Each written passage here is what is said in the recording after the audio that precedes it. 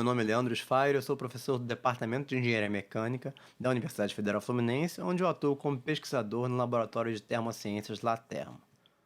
Bom, essa aqui é a aula da última parte, da última sessão desse notebook de introdução, a aula de cálculo diferencial integral e cálculo numérico, parte 2. Então é a última aula desse notebook.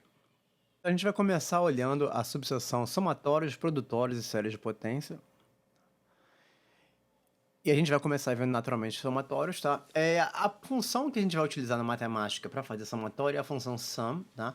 E ela segue uma sintaxe similar à da função table, tá? Então, tem os primeiros exemplos aqui. O primeiro exemplo, a gente calcula a soma de f de i. Então, a função sum, tá? Você fornece para ela uma expressão que vai gerar a soma e um segundo argumento que te diz, na verdade, como é que é a iteração, tá? Para que vai gerar essa soma, tá? Então, no caso aqui, eu vou gerar uma soma de f de i, tá? Com i variando de 0 a 7, como eu não forneci mais nenhum argumento, é de 1 em 1, tá? Similar à função table. Tá? Então, f de 0 mais f de 1, tá? Ou nesse outro exemplo, eu estou somando i ao quadrado com i,7, então estou saindo de 1, tá? Indo de 1 em 1 até 7. Então, só para a gente enfatizar a similaridade com a função table, tá? Eu poderia fazer as mesmas somas utilizando a função table e em seguida, com a função apply, né, esse arroba arroba aqui, aplicar o plus em cima da lista gerada, que isso vai converter essa lista numa soma, tá? Então você vê que você tem o mesmo resultado aqui, tá? E o mesmo resultado aqui para o segundo exemplo, tá? Muitas vezes, tá, você tem um somatório, na verdade, que envolve, na verdade, limites que não são todos numéricos. Nesse caso, tá, em alguns casos, você consegue calcular a soma matemática, tem a solução para esses somatórios, como nesse caso de i ao quadrado, indo de 1 até um n qualquer. Você tem uma expressão fechada, explícita para isso, analítica, né? Ou até um somatório impróprio, na verdade, que envolve, na verdade, algum limite infinito, tá? Você tem uma expressão fechada para esse somatório, tá? Tem casos que a soma não consegue ser calculada, tá? Então ele deixa o somatório indicado. E similar ao que a gente viu com o integrate, quando uma integral não era calculada, ao calcular o full form disso, tá? Ele mantém lá a função sum na forma não avaliada, porque você não tem uma solução para isso, tá? Ainda assim, você consegue pegar a função n e calcular um valor numérico para esse somatório, tá? E, de novo, da mesma maneira que a gente viu a relação do integrate, quando você não consegue calcular uma integral, você usar o n, tá? Aqui a gente também pode trabalhar diretamente com uma função para fazer uma soma numérica, tá? Então, lá a gente tinha um n integrate, aqui a gente tem um n sum, que é a mesma notação, mas ele vai calcular essa forma utilizando um método numérico para somar, tá? Então, você vê que você faz dessa forma. Se eu quiser agora calcular o produtório, na verdade, você vai usar a função product, tá?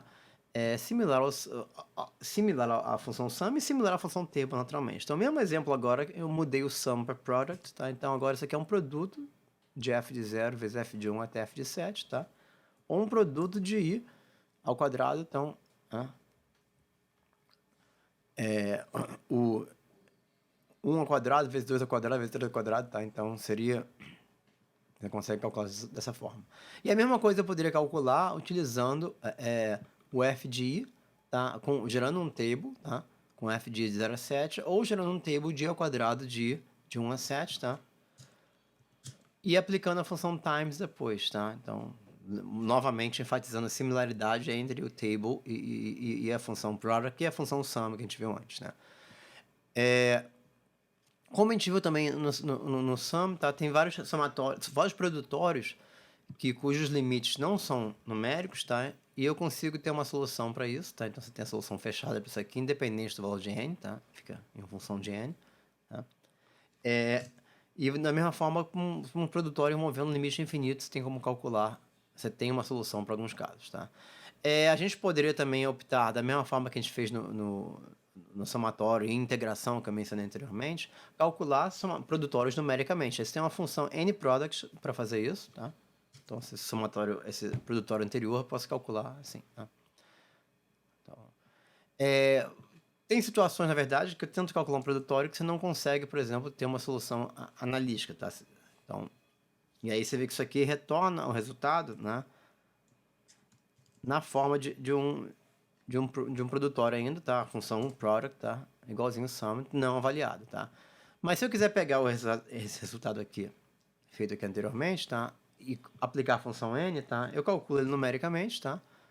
Como eu mencionei, que é a mesma coisa que eu chamar diretamente a função nProduct para calcular, na verdade, o mesmo produtório, tá?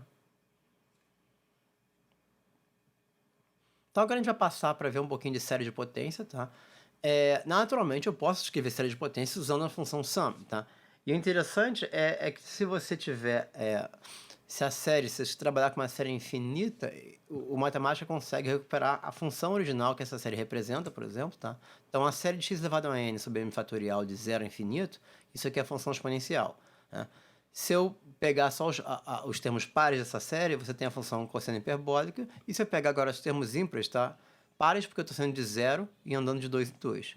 E no caso dos ímpares, que eu saio de 1 e ando de 2 em 2. Eu tenho a função aqui seno hiperbólica. Tá?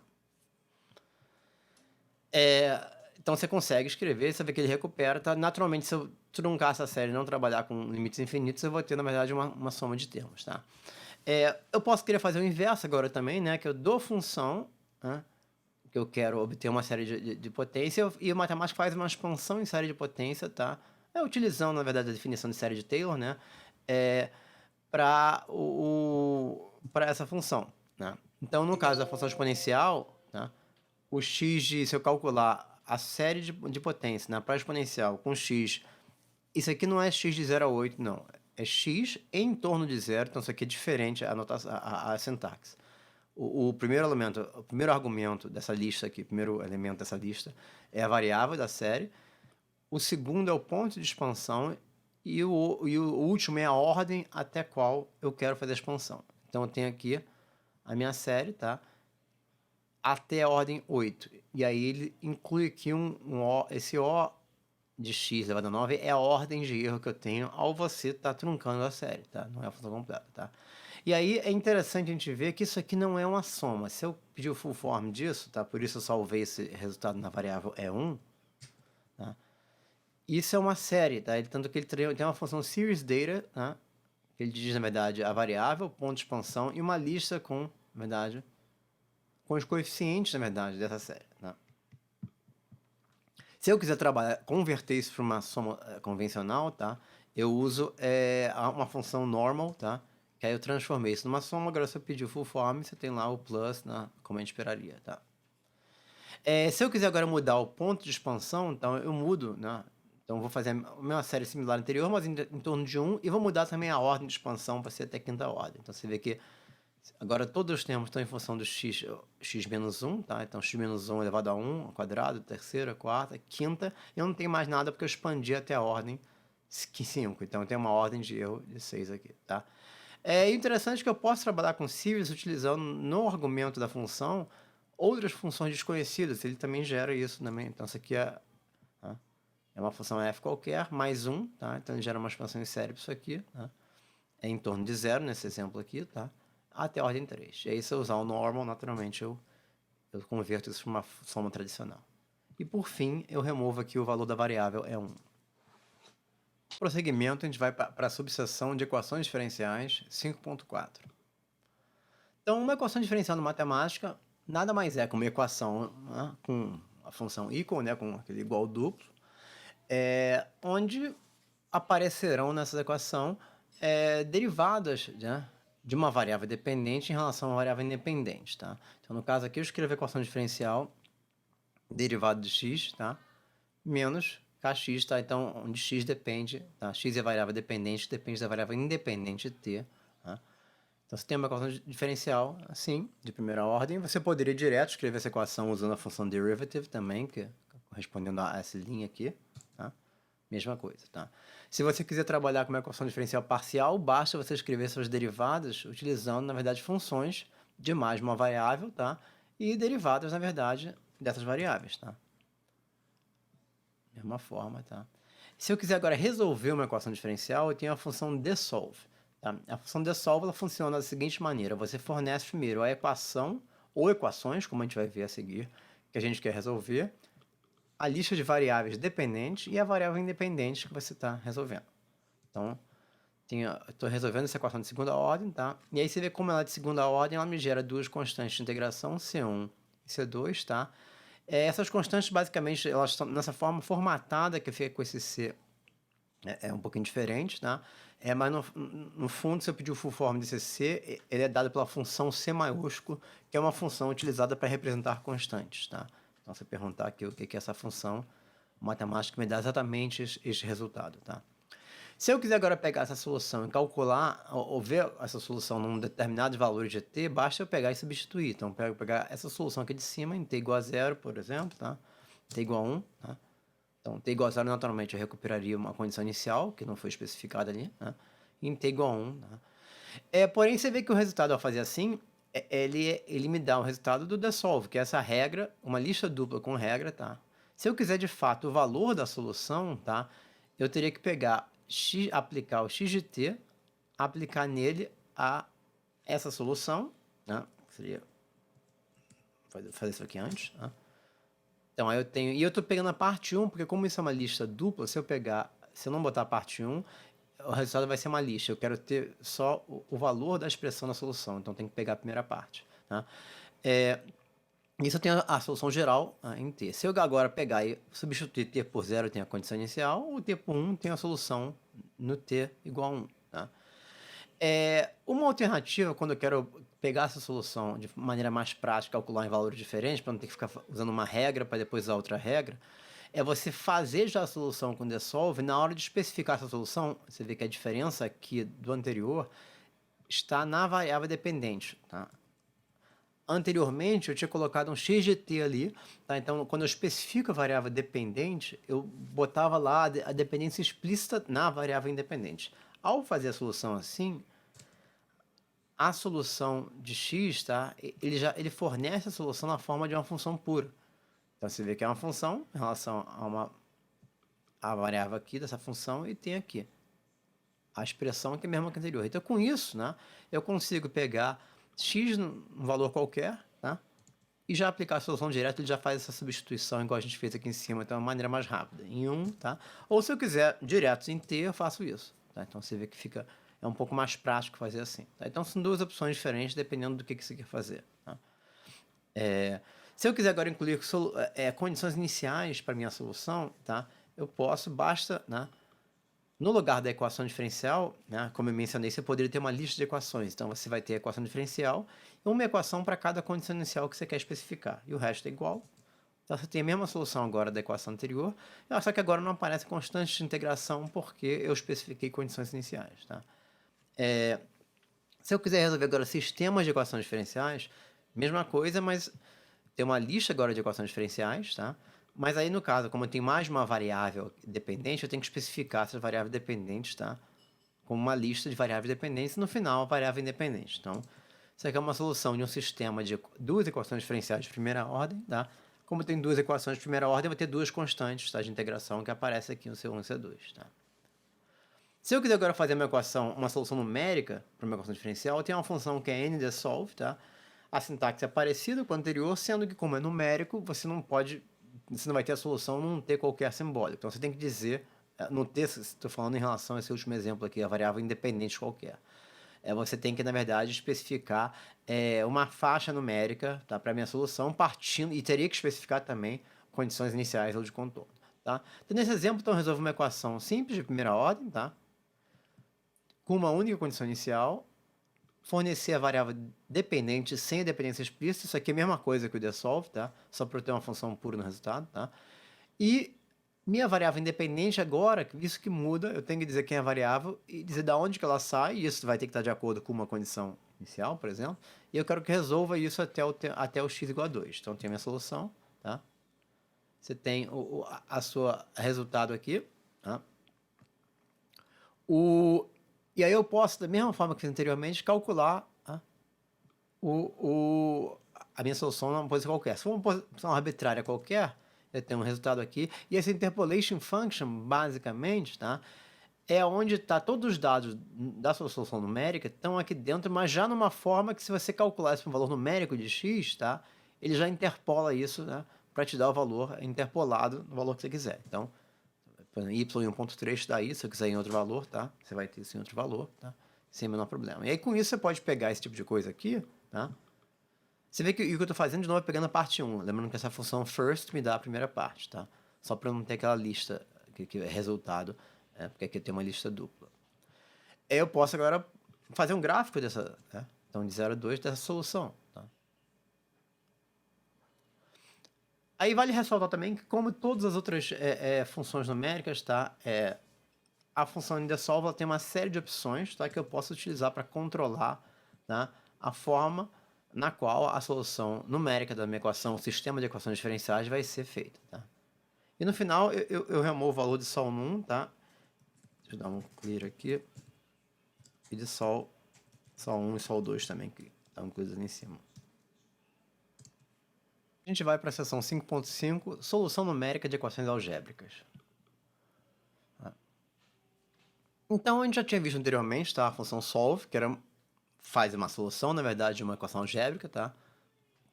Mas ele faz essa solução analiticamente, tá? Então, a primeira função que a gente vai ver é uma função similar ao solve, mas é uma versão numérica dele de uma certa forma, tá? Que é a função nsolve, tá?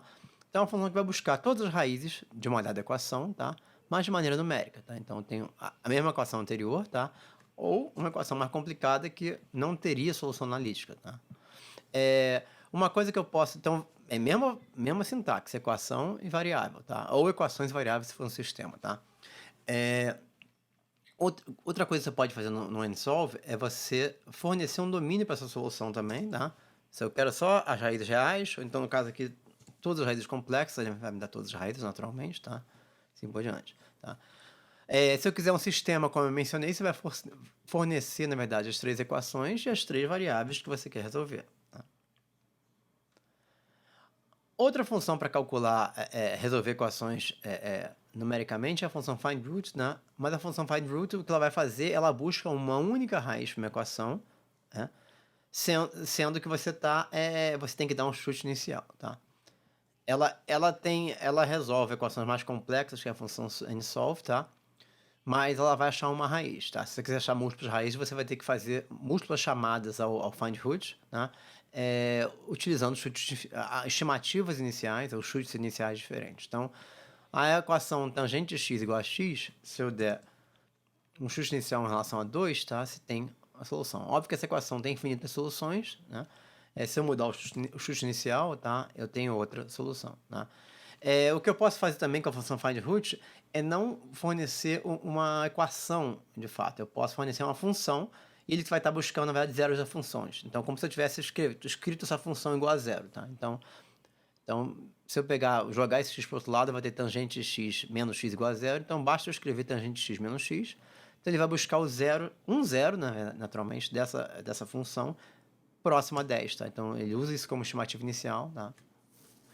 E aí o que acontece com essa função é o seguinte: se você dá uma única estimativa inicial para a função, o que ele faz, ele vai calcular a derivada dessa função, né? E vai usar uma variação do método, vai usar o método de Newton-Raphson, na verdade, para calcular essa raiz, tá? Se você utiliza duas estimativas iniciais, tá? Ele evita o cálculo analítico dessa derivada, que pode ser problemático em algumas situações, tá? Calcula essa derivada numericamente, porque eu dei duas estimativas iniciais, tá? E com isso, usa uma variação do método da secante para achar a raiz. Então, ele não precisa de calcular a derivada analítica, né? Eu posso também, na verdade, trabalhar o findRoot com um sistema de equações. Naturalmente, tem que dar um chute inicial para cada variável que eu vou resolver. Né? E por fim, deve-se lembrar que para a gente resolver sistemas de equações numéricos, tá? Uma função que a gente já viu antes, tá? Foi a função linear solve, que a gente viu em álgebra linear, mas se eu tiver agora que é a função mais adequada, mais indicada para você resolver um sistema de equações lineares, tá? Se esse sistema for dado em termos de dados numéricos, que eu falo em termos de pontos flutuantes, quer dizer, dados numéricos, basta conter um número do tipo real, né? Os métodos utilizados para a solução são métodos numéricos para sistemas lineares. Então, o primeiro sistema, ele resolve isso exatamente. Então, usa um método que ele vai, algum método de eliminação que vai te dar alguma solução. Não é um método iterativo aqui no caso, tá? É um método de eliminação para te dar uma solução exata.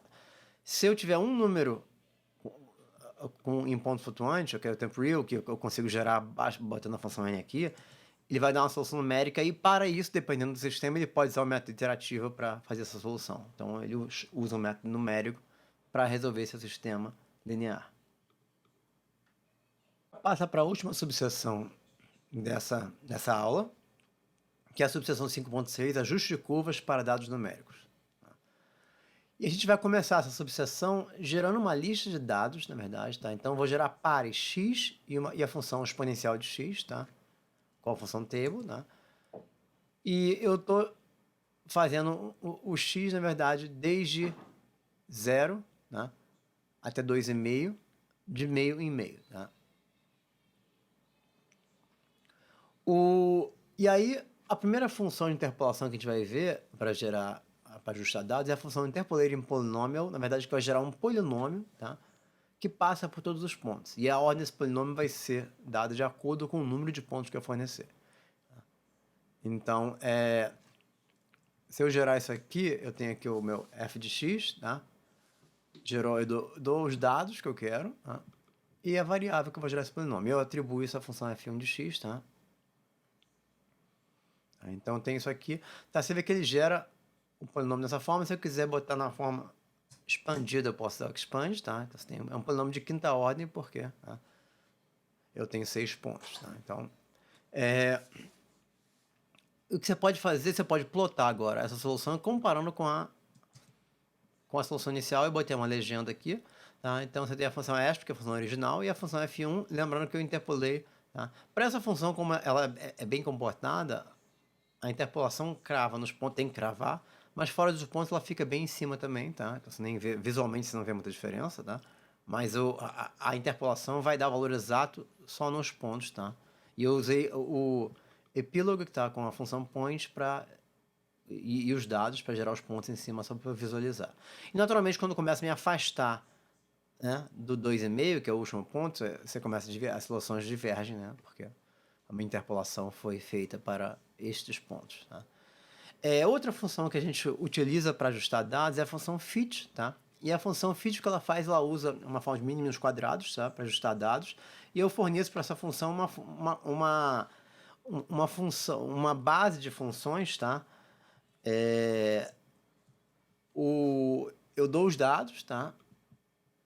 E dou uma base. Então, ela vai construir, na verdade, um ajuste, na verdade, para os meus dados, utilizando estas funções, tá? Numa combinação linear delas, tá? E aqui é só a minha variável da minha ajuste. Então, como eu dei só uma função, a função constante, a função de primeira ordem e segunda ordem, o meu ajuste aqui é de ordem 2, tá? Então, se eu plotar ele, você vê que eu tenho a minha função original, a exponencial, os pontos em cima do meu ajuste.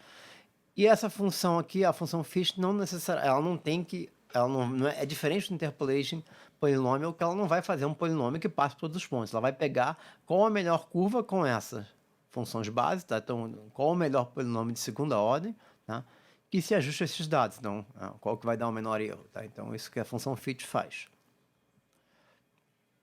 Vou gerar agora um novo conjunto de dados baseado na função exponencial do seno de 2x, tá? Então, pares desses dados, tá? De 0 a 1,5, de ponto 2 a ponto 2, tá?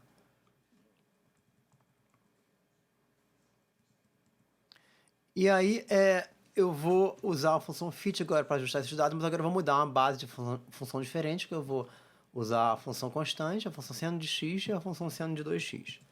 Então, tem um ajuste, tá? E eu posso agora plotar as duas funções, tá? Então, você vê que tem a função original, a ESP seno de 2x, tá? E a função f3, né, que eu fiz esse ajuste, você vê que tem um pouco da forma, não é nos mesmos pontos, porque as funções básicas são diferentes, tá? Mas agora eu posso, se eu souber, na verdade, se eu soubesse, por exemplo, que a forma funcional, né, dos meus dados fosse, de fato, exponencial de um seno, tá? Mas eu não sei esse coeficiente, eu posso usar, por exemplo, a função find_fit. A função find_fit, o que ela faz, diferente da função fit, eu não sou limitado a uma combinação linear de funções básicas. Não, eu escolho a forma funcional que eu quero, tá? E ele faz um ajuste não linear, tá? Então, ele vai calcular os coeficientes que eu especificar neste modelo de ajuste que eu dei. Então, óbvio, de propósito, tá? eu estou dizendo que o modelo de ajuste é o mesmo, mas eu quero achar esse coeficiente 2 aqui, tá? E eu dou um chute inicial para ele, tá? 2 porque no meu ajuste eu gerei os dados com, né, aqui em cima com aspas sendo de 2x, tá? Então, se eu usar o find fit, você vê, ele consegue recuperar, mesmo que eu te dê um chute inicial para o A de ponto 2, poderia dar de ponto 1 também, né? Ele recupera o valor do A nesse ajuste, tá? Então, você consegue com isso ajustar, fazer um ajuste não linear, tá? Então, se dá a forma funcional que você quiser, não tem que ser uma combinação linear de funções de base, tá? Outra forma similar a esse é a função a non-linear model fit, que é similar ao find fit, mas ele te dá uma série de outros dados junto com o ajuste, tá? Então, eu vou pegar esses dados aqui, tá? Esses pontos aqui que eu mencionei, e vou tentar passar, no caso aqui estou usando de propósito um polinômio, tá? Mas eu poderia usar uma forma qualquer, tá? Mas eu quero calcular os coeficientes A, B, C, D. Você vê que você não necessariamente você tem que dar chutes iniciais para todos os coeficientes, às vezes você tem que dar, e às vezes o chute inicial, a estimativa inicial facilita a solução, né, do seu ajuste, tá?